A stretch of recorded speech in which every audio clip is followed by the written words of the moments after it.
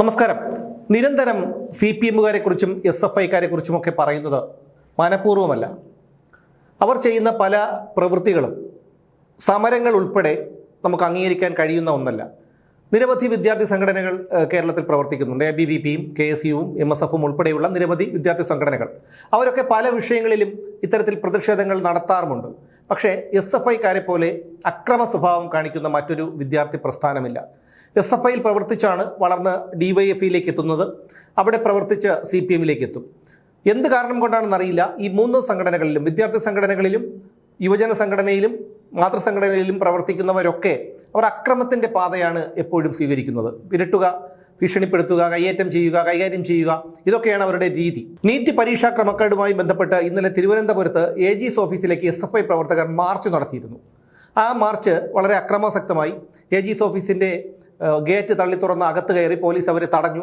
പക്ഷേ അതിനുശേഷം അതിലെ നേതാവ്, SFI നേതാവ് നടത്തിയ പ്രസംഗം വളരെ മോശമായിട്ടുള്ള രീതിയിൽ ഭീഷണിയുടെ സ്വരത്തിലായിരുന്നു ആ പ്രസംഗം നടത്തിയത്. അതായത് ശൈലി മാറ്റാൻ അവരൊരിക്കലും തയ്യാറല്ല. അവർക്ക് ഒരു ജനാധിപത്യ രീതിയിൽ സമരം ചെയ്യുന്നതിന് ആരും എതിരല്ല. പക്ഷേ അവരുടെ രീതി അതല്ല. ഒരു സമരം എന്ന് പറഞ്ഞാൽ ആൾക്കാരെ ചീത്ത വിളിക്കുക, തെറി വിളിക്കുക, കയ്യേറ്റം ചെയ്യുക, ഭീഷണിപ്പെടുത്തുക, ഇതൊക്കെയാണ് അവരുടെ സമര രീതികൾ. ഈ രീതി പലപ്പോഴും നമ്മൾ മുമ്പ് കണ്ടിട്ടുള്ളതാണ്. ആരിഫ് മുഹമ്മദ് ഖാൻ ഗവർണറായിരിക്കുമ്പോൾ നടത്തിയ സമരങ്ങൾ, അദ്ദേഹത്തെ കൂക്കി വിളിച്ചു, അദ്ദേഹത്തിനെ വളരെയധികം മോശപ്പെട്ട പദങ്ങൾ ഉപയോഗിച്ച് സമൂഹ മാധ്യമങ്ങളിൽ ഉൾപ്പെടെ അവഹേളിച്ചു. ഒരിടത്ത് അദ്ദേഹത്തിന് നട റോഡിൽ വാഹനം നിർത്തി കസേരയിട്ട് ഇരിക്കേണ്ട ഒരു ഗതികേട് പോലും ഉണ്ടായി. അത്തരത്തിലാണ് SFIക്കാരുടെ ഒരു രീതി. കാരണം അവരെ എല്ലാവരും ഭയപ്പെടണം. കൂടെ പഠിക്കുന്നവരായാലും അധ്യാപകരായാലും ഒക്കെ അവരെ ഭയപ്പെട്ട് മുന്നോട്ട് പോകണം. അതാണ് അവരുടെ ഒരു രീതി. 1.5 വർഷം മുൻപ് വയനാട് പൂക്കോട് വെറ്ററിനറി സർവകലാശാലയിലെ വിദ്യാർത്ഥിയായിരുന്ന JS സിദ്ധാർത്ഥൻ എന്നൊരു കുട്ടി ആത്മഹത്യ ചെയ്തിരുന്നു. അതിൽ പ്രതിസ്ഥാനത്തുള്ളത് SFIക്കാരാണ്. പലരും ജയിലിൽ കിടന്നു, പിന്നീട് ജാമ്യം നേടി പുറത്തിറങ്ങി. അവരൊക്കെ ഇപ്പോഴും പഠനം തുടരുകയാണ്. സിദ്ധാർത്ഥൻ്റെ മാതാപിതാക്കൾ ആരോപിക്കുന്നത് പോലെ ആ കേസിലെ പ്രധാനമായി ഒരു പങ്കുള്ള ഒരു കുട്ടി അൻസിയ എന്ന് പറയുന്ന ഒരു SFI പ്രവർത്തകയാണ്. പക്ഷേ ആ കുട്ടിയെ ഇതുവരെ പ്രതി ചേർത്തിട്ടില്ല എന്നും പറയുന്നു. സിദ്ധാർത്ഥൻ്റെ മാതാപിതാക്കൾ ആരോപിക്കുന്നു. എന്തായാലും സിദ്ധാർത്ഥൻ്റെ കേസ് ഇപ്പോൾ CBI അന്വേഷിച്ചു കൊണ്ടിരിക്കുകയാണ്. ഇത് പറയാൻ കാരണം SFI പ്രവർത്തകർ സ്വന്തം സഹപാഠികളെപ്പോലും വെറുതെ വിടാത്ത ഒരു രീതിയാണ് അവലംബിക്കുന്നത്. അവരുടെ ഇവിടെ തിരുവനന്തപുരം സംസ്കൃത കോളേജിൽ ഒരു SFI പ്രവർത്തകൻ തന്നെയായിട്ടുള്ള ഭിന്നശേഷിക്കാരനായ ഒരു വിദ്യാർത്ഥിയെ മർദ്ദിച്ച കാര്യമൊക്കെ ഒരു 3-4 മാസം മുമ്പ് വാർത്തകളിൽ നിറഞ്ഞതാണ്. അപ്പോൾ സഹപാഠികളോട് പോലും യാതൊരു ദയയും ദാക്ഷിണ്യവും ഒന്നുമില്ല. യൂണിവേഴ്സിറ്റി കോളേജിൽ വർഷങ്ങൾക്ക് മുൻപ് A റഹീമിൻ്റെ നേതൃത്വത്തിൽ SFI പ്രവർത്തകർ നടത്തിയ ഒരു സമരമുണ്ട്. അതിലെ ഇര പ്രൊഫസർ വിജയലക്ഷ്മി എന്ന് പറയുന്ന ഒരു അധ്യാപികയായിരുന്നു. ഈ SFIക്കാരുടെ ഒരു അന്നത്തെ ആ മാനസിക വിഷമത്തിൽ മനം നൊന്ത് അവർ ഇവിടുന്ന് അവധിയെടുത്ത് അമേരിക്കയിലേക്ക് പോയി അവിടെ ജോലി ചെയ്തു. ഇപ്പോൾ തിരികെ നാട്ടിൽ വന്ന് ഇവിടെ കാര്യവട്ടം ക്യാമ്പസിൽ ജോലി ചെയ്യുകയാണ്. അപ്പോൾ അത്തരത്തിലാണ് അധ്യാപകരോട് പോലുമുള്ള ഇവരുടെ പെരുമാറ്റം. അതിനെക്കുറിച്ച് ഞാൻ കൂടുതൽ വിശദീകരിക്കുന്നില്ല. പലപ്പോഴും ഈ വിജയലക്ഷ്മി ടീച്ചറെക്കുറിച്ച് ഞാൻ പല വാർത്തകളിലും പ്രതിപാദിച്ചിട്ടുണ്ട്. അതെന്തിനാണെന്ന് ചോദിച്ചാൽ നമ്മൾ യൂട്യൂബിൽ സെർച്ച് ചെയ്ത് കഴിഞ്ഞാൽ കിട്ടും ആ ദൃശ്യങ്ങൾ. അന്നത്തെ വാർത്തകളിൽ വന്ന ആ ദൃശ്യങ്ങൾ കിട്ടും.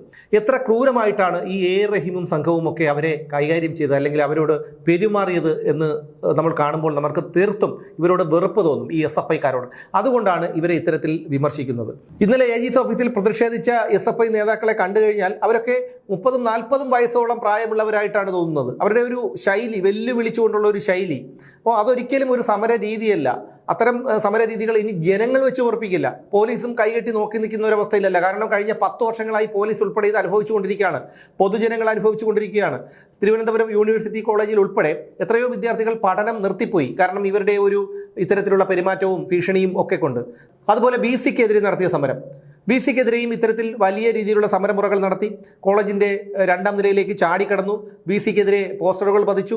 അദ്ദേഹത്തെ വ്യക്തിപരമായി പോലും സമൂഹ മാധ്യമങ്ങളിലൂടെ അധിക്ഷേപിച്ചു. അങ്ങനെ എന്തെല്ലാം തരത്തിലാണ് ഇവരൊക്കെ ഇത്തരത്തിൽ എതിരാളികളോട് പെരുമാറുന്നത്. അവർക്ക് ആരാണോ അവർ പറയുന്നത് അനുസരിക്കാത്തത്, അല്ലെങ്കിൽ അവരോടൊപ്പം നിൽക്കാത്തത്, അവരൊക്കെ ഈ SFIക്കാരുടെ ശത്രുക്കളാണ്. അവരുടെ മുൻ സംസ്ഥാന സെക്രട്ടറിയെക്കുറിച്ച് നമ്മൾ പറയേണ്ട കാര്യമില്ല. PM ആർഷോ 2 വധശ്രമം ഉൾപ്പെടെ 42ഓളം കേസിലെ പ്രതിയായിരുന്നു ഈ കക്ഷി. അപ്പോൾ ഇവരൊക്കെയാണ് SFIക്കാരുടെ റോൾ മോഡലുകൾ. എന്തായാലും ഇതിനെക്കുറിച്ച് കൂടുതൽ ദീർഘിപ്പിക്കുന്നില്ല. SFI പ്രവർത്തകർ ഒരു തിരുത്തലിന് തയ്യാറാകണം. കാരണം നിങ്ങളുടെ ഉൾപ്പെടെ പ്രവർത്തനത്തിൻ്റെ ഫലമാണ് ഇന്ന് പിണറായി വിജയൻ വാടക വീടെടുത്ത് മാറേണ്ടി വന്നത്. 33 സീറ്റുകളിലേക്ക് CPM ഘടകകക്ഷികൾ ഉൾപ്പെടെ ഒതുങ്ങിപ്പോയത്. അത് SFI പ്രവർത്തകരുടെ കൂടി ഒരു പ്രവർത്തനത്തിൻ്റെ ഫലമായിട്ടാണ്. ജനങ്ങളൊക്കെ നോക്കിക്കാണുന്നത് നിങ്ങളുടെയൊക്കെ ഈ പ്രവൃത്തിയാണ്. ഭരണം കയ്യിലുണ്ടായിരുന്നത് കൊണ്ട് നിങ്ങൾ ചെയ്ത പല പ്രവൃത്തികളും സമരമുറകളും അല്ലെങ്കിൽ നിങ്ങളുടെ പ്രതിഷേധങ്ങളും ഒക്കെ അത് കണ്ടില്ല എന്ന് നടിച്ചു. പക്ഷേ പോലീസും പൊതുജനങ്ങളും ഒക്കെ. പക്ഷേ ഇനി അത് ഉണ്ടാവില്ല. അത് ഇപ്പോൾ പോലീസിൻ്റെ ഭാഗത്തു നിന്നായിരുന്നാലും പൊതുജനങ്ങളുടെ ഭാഗത്തു നിന്നായിരുന്നാലും അവർ ഈ 10 വർഷങ്ങൾ അനുഭവിച്ചു കൊണ്ടിരുന്ന കാര്യങ്ങളൊക്കെ ഇനിയും ആവർത്തിക്കാൻ അവർ താല്പര്യപ്പെടുന്നില്ല, അനുഭവിക്കാൻ താല്പര്യപ്പെടുന്നില്ല. അതുകൊണ്ട് നിങ്ങളൊരു തിരുത്തലിന് തയ്യാറായില്ലെങ്കിൽ അത് നിങ്ങൾക്ക് തന്നെ ദോഷം ചെയ്യും. നിങ്ങളുടെ ധാർഷ്ട്യം നിറഞ്ഞ പ്രവർത്തന ശൈലി മാറ്റിയില്ലെങ്കിൽ അതിൻ്റെ ദോഷം നിങ്ങൾക്ക് തന്നെയാണ്.